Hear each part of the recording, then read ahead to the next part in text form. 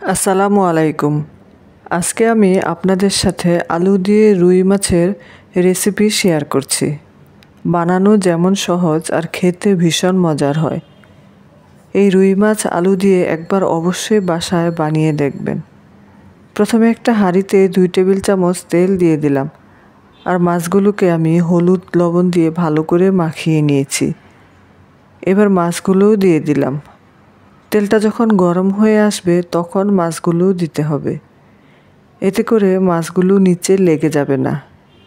যখন একটা সাইড এরকম ভাজা হয়ে যাবে তখন উল্টে দিতে হবে।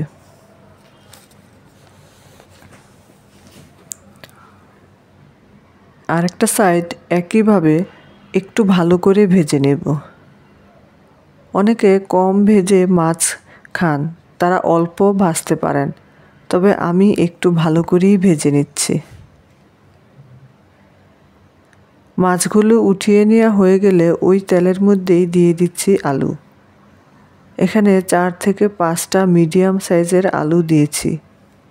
একটুখানি লবণ আর হলুদ দিয়ে এই আলুগুলোকে ভালো করে ভেজে নিতে হবে। আলু তরকারি যখন রান্না করবেন তখন যদি আলুগুলোকে ভেজে নেন তাহলে এর স্বাদ দ্বিগুণ বেড়ে যায়। তো আলুগুলোকে একটু ভালো করেই ভেজে নিয়েছি। দেখতেই পাচ্ছেন কালার চলে এসেছে আলুর মধ্যে, আর ঢাকনা দিয়ে ঢেকেছি, এতে করে আলুগুলো 90%-এর মতো সিদ্ধও হয়ে গিয়েছে। এবার আলুগুলোকে আমি উঠিয়ে নিচ্ছি।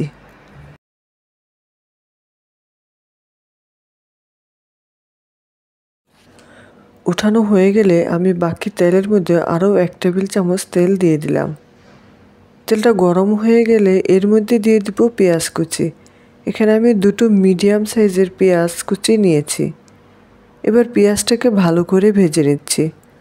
যখন পেঁয়াজটা এরকম লালচে কালার চলে আসবে তখন দিয়ে দিচ্ছি 1/2 চা চামচ আদা বাটা ও 1/2 চা চামচ রসুন বাটা। এই আদা ও রসুনটাকে একটু তেলের মধ্যে ভেজে নেব কিছুক্ষণের জন্য, এতে করে আদা রসুনের অনেক সুন্দর একটা স্মেল আসবে। এবার এর মধ্যে দিয়ে দিচ্ছি 1/2 চা চামচ হলুদের গুঁড়া, 1 চা চামচ মরিচের গুঁড়া। ঝালটা আপনারা আপনাদের স্বাদ অনুযায়ী দিবেন। দিয়ে দেব 1/2 চা চামচ ধনে গুঁড়া। এবার কিছুক্ষণ নেড়েচেড়ে একটু পানি দিয়ে মশলাগুলোকে কষিয়ে নিতে হবে। আপনি মশলা যত ভালো করে কষাবেন রান্নাটা ততই দারুণ হবে। তেল ভেসে ওঠা পর্যন্ত এই মশলাটাকে কষিয়ে নিতে হবে। একটা সময় দেখবেন তেলটা এরকম ভেসে উঠেছে আর মশলাটা কষানো হয়ে গেছে, ঠিক তখনই দিয়ে দিচ্ছি টমেটো। এখানে আমি 3 থেকে 4টা টমেটো ব্যবহার করেছি। এই পর্যায়ে দিয়ে দেব স্বাদ মতো লবণ। দেখতেই পাচ্ছেন টমেটো থেকেও পানি ছেড়েছে। এবার এই পানিগুলোকে শুকিয়ে কষিয়ে নিতে হবে। যখন দেখবেন পানিটা শুকিয়ে যাবে আর তেলটাও ছেড়ে দিবে তখন এর মধ্যে দিয়ে দেব আগে থেকে ভেজে রাখা আলু। আলুগুলোকেও মশলার সাথে কষিয়ে নিতে হবে কিছুক্ষণ।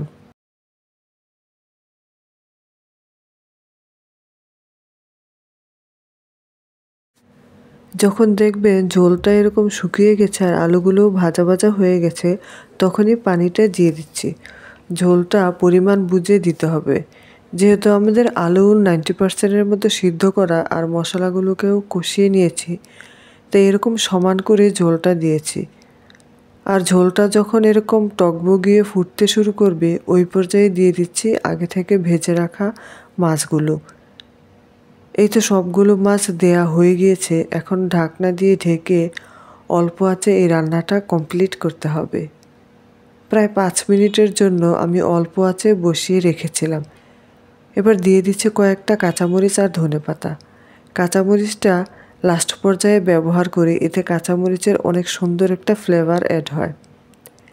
এবার আমার রান্নাটা একদম কমপ্লিট হয়ে গিয়েছে। আলুর ঝোল তরকারি এরকমভাবেই নামাতে হবে।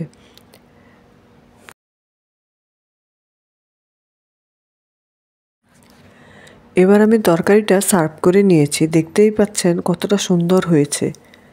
ভিডিওটি ভালো লাগলে একটা লাইক দেবেন আর চ্যানেলটিকে সাবস্ক্রাইব করবেন। আজকে এই পর্যন্তই। ভালো থাকবেন, সুস্থ থাকবেন সবাই। আল্লাহ হাফেজ।